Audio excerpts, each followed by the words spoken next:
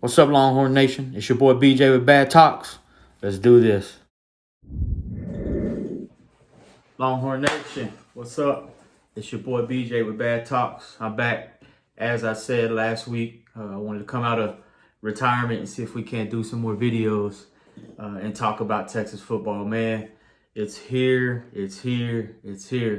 Friday, the team reports to fall camp. Get ready for Louisiana because that's the only team that matters right now. And under the new regime, if you'll call it, with Steve Sarkisian and his new coaching staff, man, I'm super excited. And I'll go back to whenever Tom Herman was hired. I was super excited, and I remember talking to all my buddies about it and in this Facebook group that I'm in, and we were super excited. And as we know, that didn't work out. I think Tom Herman was a little too big for his britches when it came to the University of Texas. But I think with saying that, I think Tom Herman brought Texas up a notch or two from where they were at with Charlie Strong. That was a disaster. And I don't think Tom Herman and his crew was a disaster. He recruited well. We got some ballers on the team because of Tom Herman and his staff. So we salute you and thank you. But it's Sark's time now. It's PK's time now. It's these coaches' time now, man, that to get this Texas team shipped and going in the right direction, if you will. But since fall camp starts on Friday, I thought this would be a good time to go ahead and talk about the roster a little bit. I'm going to keep, like I said, as I told you in my video before, I like to keep it at 30 minutes and try not to go longer than that. If I do, I apologize. But we'll try to keep it there. I like to go down the roster. You'll see me look up here because I got the roster up on my screen on my computer. But 31 days, Texas, Louisiana, September 4th to 3:30. Showdown in Austin. I know that sounds weird saying Louisiana, but they're a good football team. And of course, we'll get into that whenever I do my my picks and about a couple of days before the game, we'll put a video up and we'll talk about expectations of that game and my prediction. I think I thought about going through the whole schedule and predicting before the season starts our win and loss columns. I think I got it down where I think we'll be at, but I'm going to study a little bit more and see. God, I'm just hoping this Texas team comes out ready to play. Because the SEC stuff's not on down the road. We still got the Big 12 to worry about. Oklahoma is still a powerhouse in the conference. Iowa State's going to be good this year. Oklahoma State's going to be good this year. TCU's going to be better this year. So 4 teams right there, man. 5 teams that can surface its way to the top of the Big 12. I'm not sold that Oklahoma is just going to dominate the Big 12. Again, this Facebook group I talked in, we had a long discussion yesterday, argument, whatever you want to call it. And 2 or 3 of them think that OU is so much further ahead than Texas, and I don't think so. And that's not just because I'm a Texas fan. Look at the stats. Yeah, they and the scores. They beat Texas last year in 4 overtimes. The year before that, we split, and they just won the right one, which is the Big 12 championship. Sam beat the greatest Texas high school football player of all time, quarterback there at OU, and Kyler Murray. So I don't think I know OU's not that far ahead when it comes to talent as Texas. They just have better coaching. And Lincoln Riley is doing the right stuff over at Oklahoma, and Charlie Strong and Tom Herman aren't, or didn't, should I say. So I'm hoping Sark come over from Alabama and get this thing going in the right direction. Get the fans back in the stands. This year will be great too, since this COVID stuff is trying to resurface, if you will. That's what they say anyway, but this is not a political channel, so we're not going to go there. You probably don't want to know my views on that anyway. But we'll talk the roster today. Let's talk a little bit about the roster. We'll get through as much as possible. I know I thought about breaking it down to quarterbacks one day and running backs, maybe in linemen, D linemen, whatever. But let's just go through the roster quickly and see what we got. And I'd be crazy not to start with the quarterback position. Sam Ehlinger, salute to you, sir. Thank you for giving us all that you gave us when you were here. But he's gone. Now we got Casey Thompson and Hudson Card battling out to see who's going to be the starter. And as everybody knows, everybody's already talked about this numerous times, but Casey Thompson came into the bowl game last year and 4 touchdown passes against Colorado in the second half. And he threw lights out. And it surprised me because I'd heard things about him being one great day in practice, a lazy day in practice and all that. But he came out in the game and just dominated. Again, it was not a very good Colorado team. But he did what he asked to do. I don't remember who told me this or where I read it, but I guess at half when he found out he was going to come in the game, he told Coach Herman, leave it open. Leave the playbook open. Don't dumb it down. Don't do anything like that. Let's throw the rock and let's win the football game. Let's blow these boys out, in other words. That wasn't exact words, I'm sure. But from what I heard and got from that, that's what he meant. Let's go get it. And that's what we did. And Casey Thompson showed out. I've always been a big Hudson Card fan. When he was a freshman at Lake Travis, he came in at state championship game and just took over the game. And as a freshman, it was awesome to see whenever his quarterback got hurt. But so I've been a Hudson Card fan for a long time. And then when I heard he was coming to Texas, I was super excited. I've been waiting for him. He just looks the part. Good-looking quarterback. Love the way he throws the ball. Love the way he uses his feet. He's got good footwork. He don't mind standing in the pocket. I feel like Casey Thompson a lot of time gets a little happy feet in the pocket. He's got good feet and can get out of some stuff. And when he's on the run, Casey Thompson's probably a better quarterback when it's time to scramble. But I personally believe Hudson Card may be a better fit for what Sark wants to do and spreading the ball around and getting the ball downfield, the deep shots. And he likes a lot of cross patterns. He's getting his receivers open, especially. He's going to try to get them one-on-one and get them open.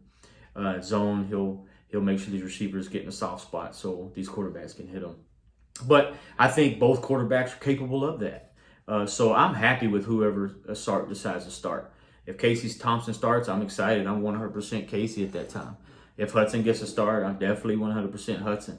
But what I don't want is going back and forth with the quarterbacks. I don't want that. I don't like that when it comes to rotating quarterbacks in and out, and one in the first half, one second half, one in the first game, second game. I don't like that. Let's go with the quarterback until he loses his job, if that happens, and then change him out. Or if Casey wins the job and goes all year, that's fine. And of course, we got some young guys. You know, Charles Wright's coming in from Austin, and he won't get to play, but I mean, he'll probably redshirt. But we have a good quarterback room, I believe. I think we got a quarterback room that can lead Texas to some victories this year. Now, moving on to running backs, I think a lot of people think the defensive line is the cowbell of this team, but I think it's the running back room, man. I mean, you got Bijan Robinson, Roschon Johnson, and then you got the transfer Keelan Robinson. I think that's how you say his first name, from Alabama. The kid's a stud, man. Obviously, we know what we got in sophomore Bijan Robinson. The kid is a Heisman hopeful, Heisman watch list, or whatever you want to call it.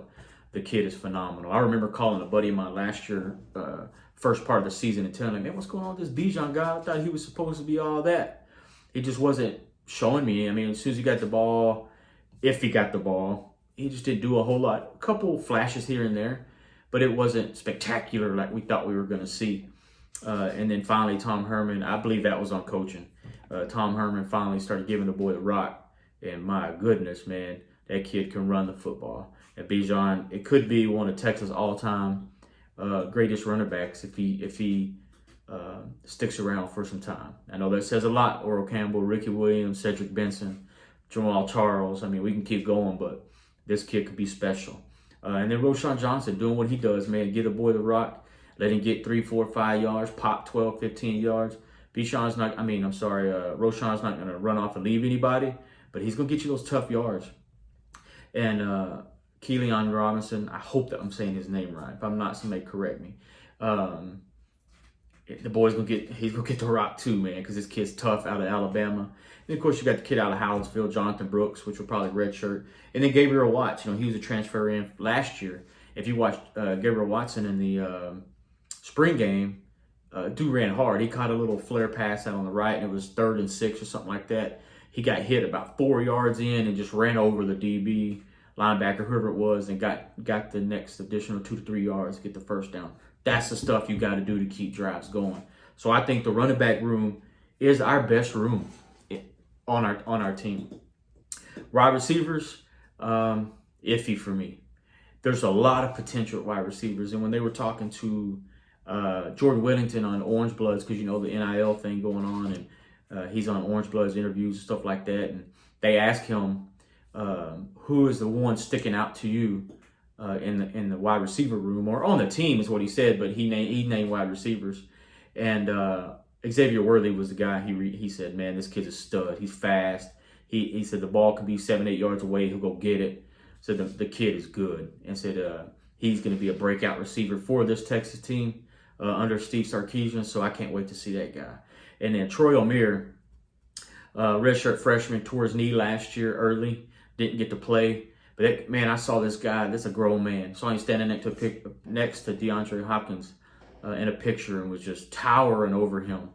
Big, muscled up dude. Looks the part, man. Looks like a receiver that I want on Texas offense. Like I've been hoping for Texas offense to have. Of course, Woodard, Dixon, Jordan Whittington is another guy. Cuero. I was at that state game in Cowboy Stadium when he showed out like he did for Cuero, and then he's faced the injury bug here at Texas.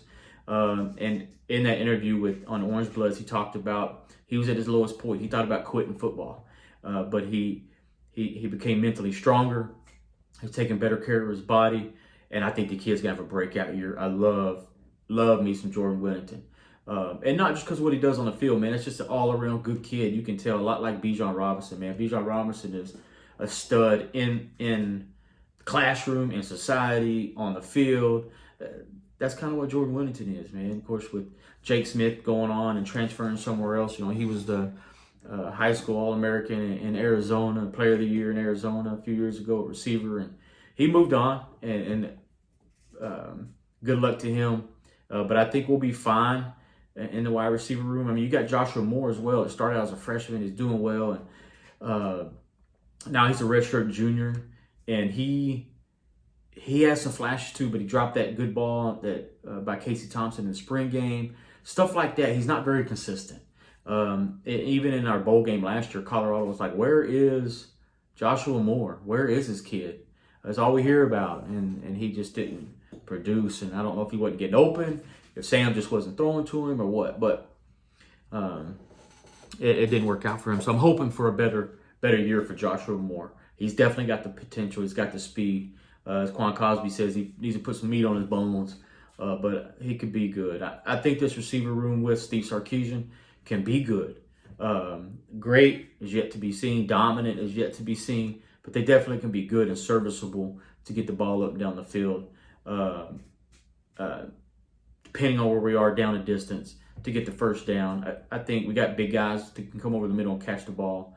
And not with especially Troy O'Meara, Dixon. Those guys can go up and get the rock over the middle. Stuff like that. Tight end. Kay Brewer and Jared Wiley, man, I'm waiting for a breakout for Jared Wiley. Everybody's been saying that for a couple years now. The kid is huge. He's huge. He's a grown man out there, man. And it's just we see flashes, but it's just not consistent. And hopefully with Sark again, we start seeing more of Jared Wiley. I'd like to see Jared Wiley get the ball more than Kay Brewer, but I think he's got to work on his blocking skills a little bit better because as we know, Cade's the better blocker in the run game. Moving on to the offensive line. Oh man, this is probably the weakest point. And I say it's the weakest link of the team just because it's unknown. We haven't been good at offensive line in years.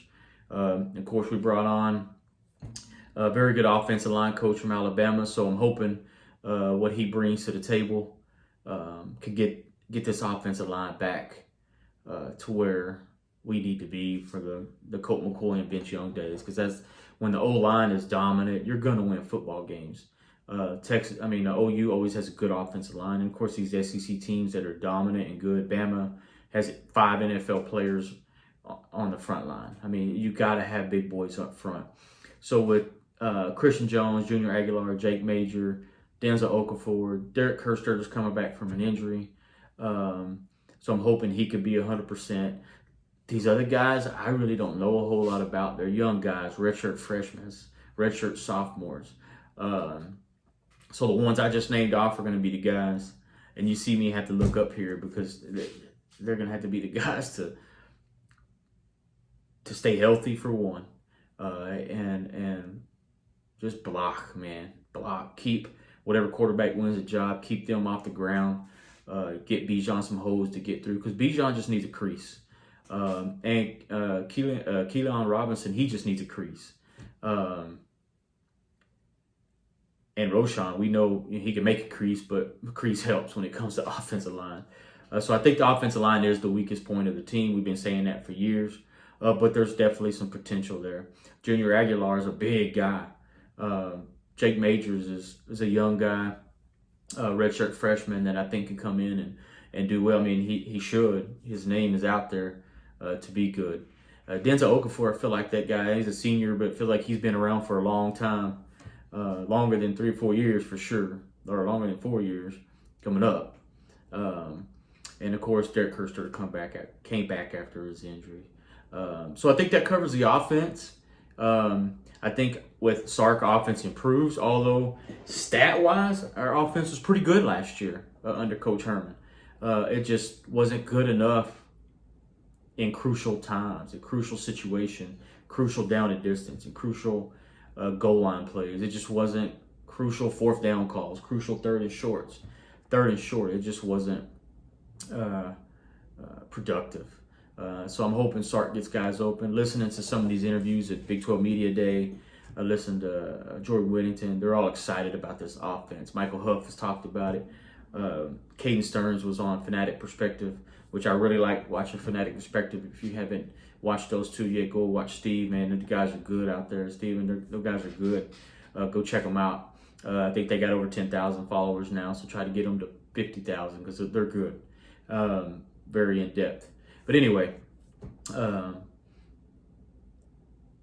so moving on, we're going to get to the defense. So the strong point of the defense, most and some think the strong point of Texas football team is the defensive line. And it's a good argument with, versus the running back room. I mean, the defensive line's got some dogs on it, man. And it starts up front, man, with these guys. And Keandre Coburn is obviously the favorite on the defense, but I don't think he's the dog of the defense. Like, he's the leader of the defense. But if you watch spring game, Colorado game, Jacoby Jones was the guy everybody, I kept hearing his name. Jacoby Jones this, Jacoby Jones that. Or Moro Ojimo this, Moro Ojimo this. Man, I'm telling you, these guys, and of course with the addition of Ben Davis coming in, Ray Thornton coming in, playing some of the jack position. This defensive front, we running a three-man front or a four-man front. I'm hearing we may even run some five-man front with Ben Davis and Ray Thornton and some of our linebackers, Deborah Prince, those guys coming off the edge, man. I really, really like the sound of that because we got to get to the quarterback in this league for these DBs to hold up on these receivers. So I think our D-line is in great shape. They're 1B, I think, on the team when it comes to being a strength of the team. We got some dogs up there. So with saying that, I think it not shuts down, but it slows down a lot of people's running game. And there's some good running backs in this in Big 12. OU always has good running backs. Iowa State running backs, Oklahoma State's running. They always have. Heck, look out there at Kansas State.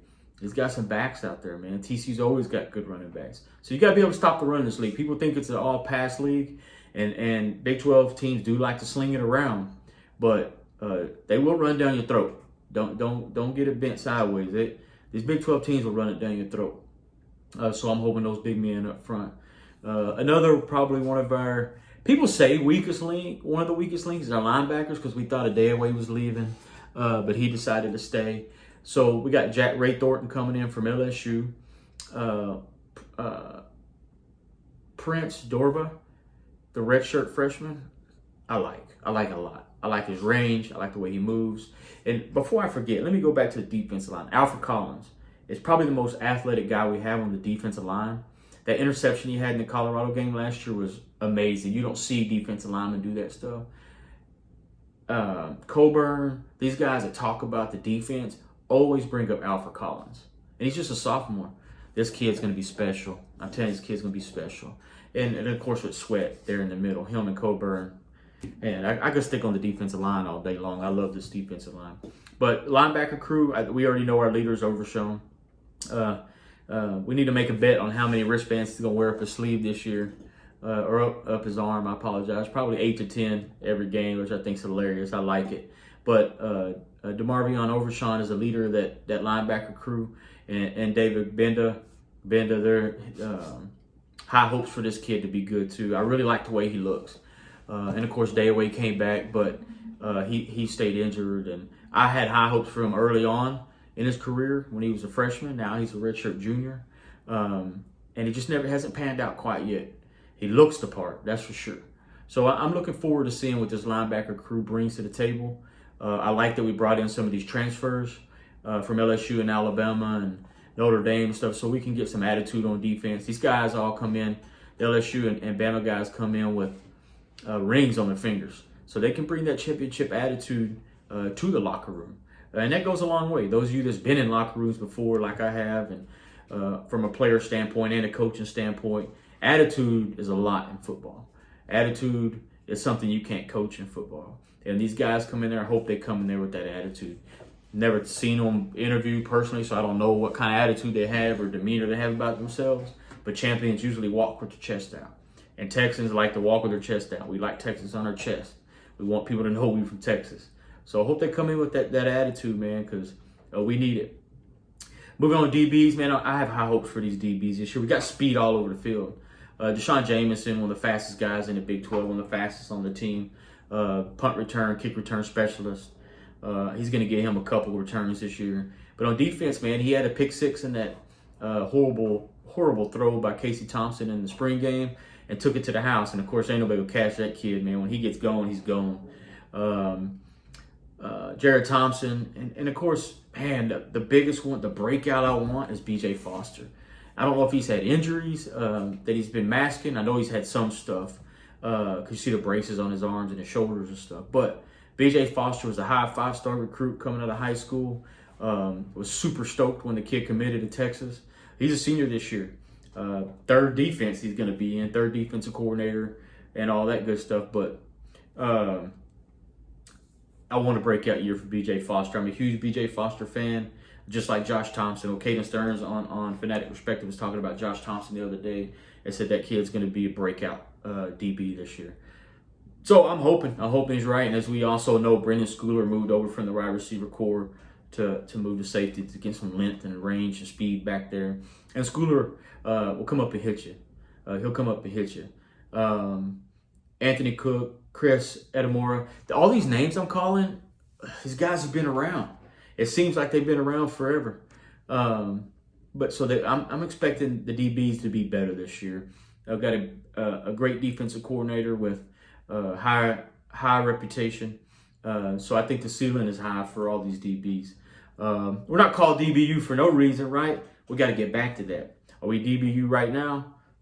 Probably not. But we got to get back to that. And causing turnovers and coming up making tackles. That's been one of Texas' hugest issues over the last few years is tackling in open space. And it's hard. I could understand trying to tackle someone like CeeDee Lamb in open space or Hollywood Brown in open space.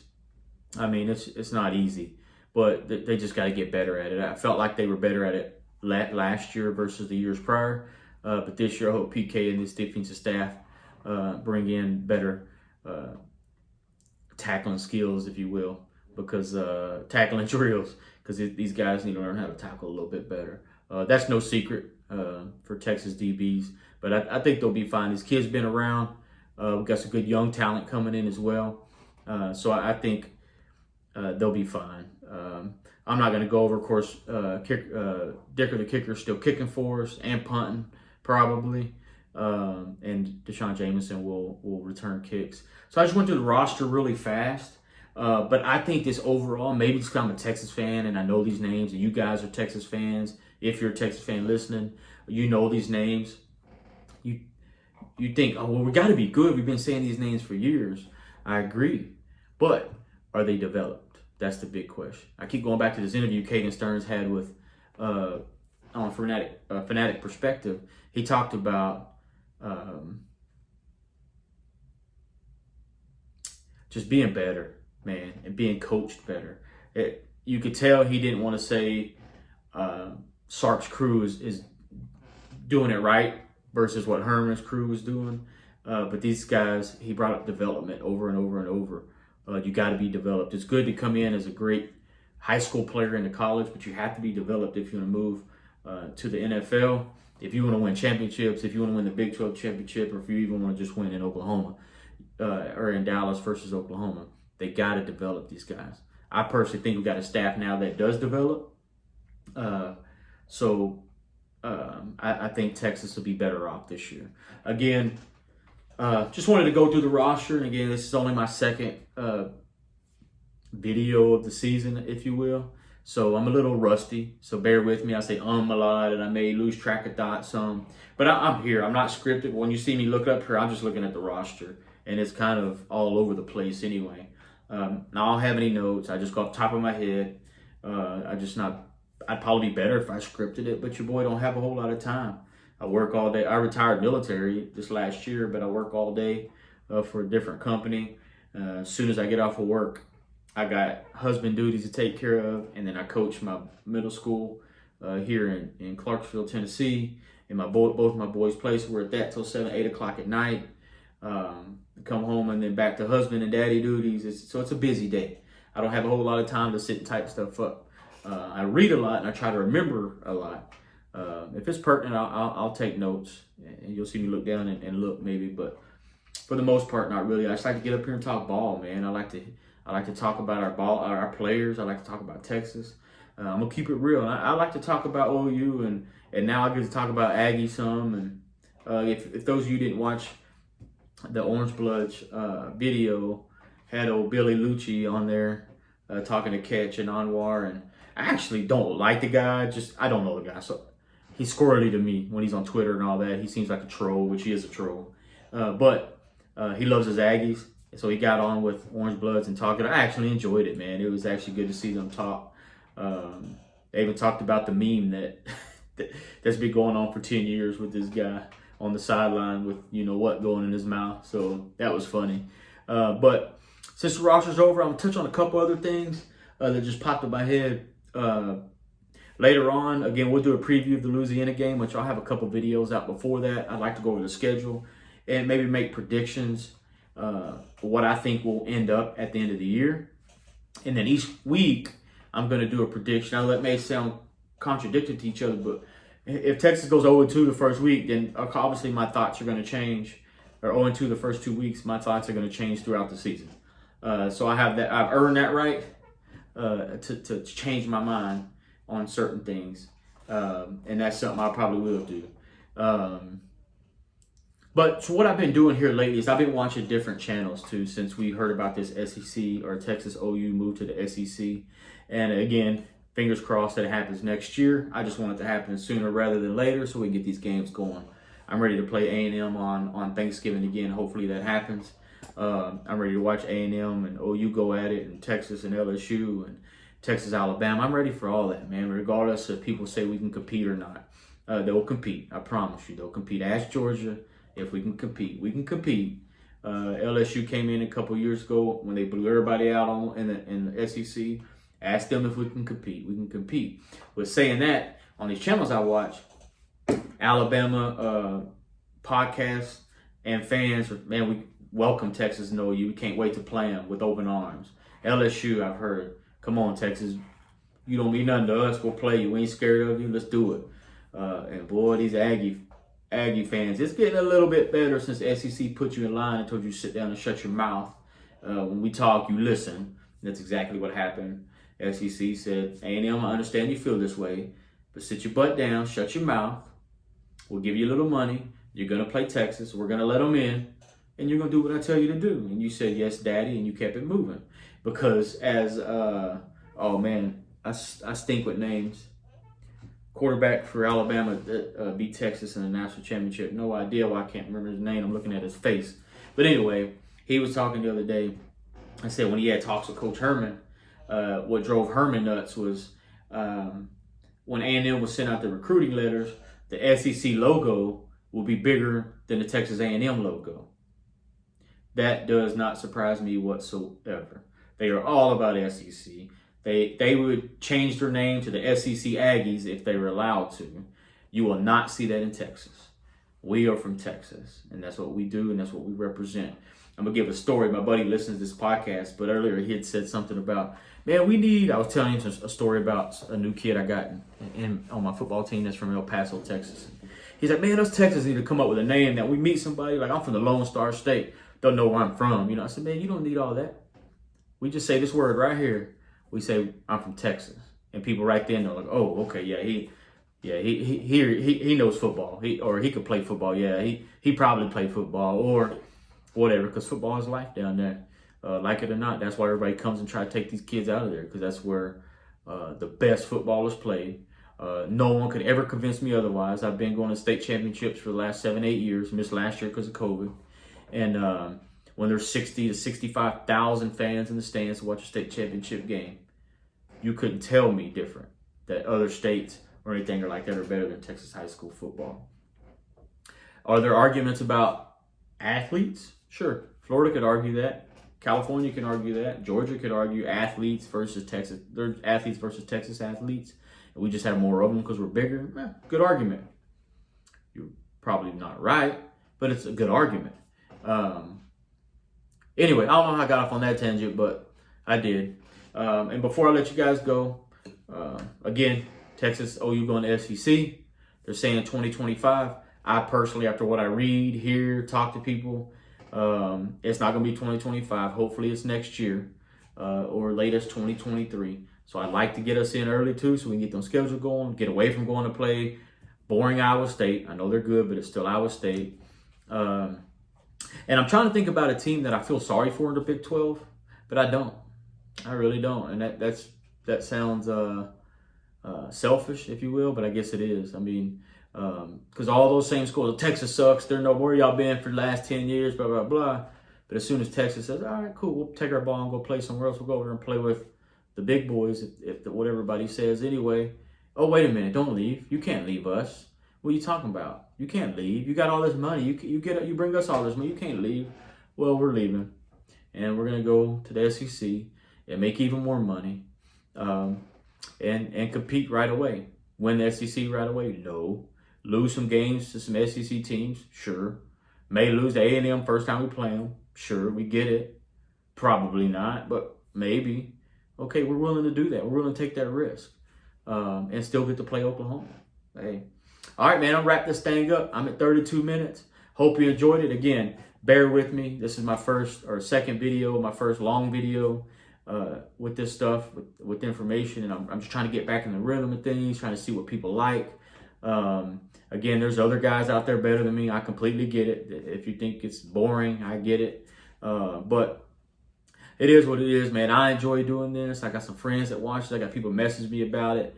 So my group of guys that like to watch it and talking about it, I'm okay with that. I would love for you to subscribe and hit like so I can get some more views. That'd be great, because I'd like to get this stuff out there, man.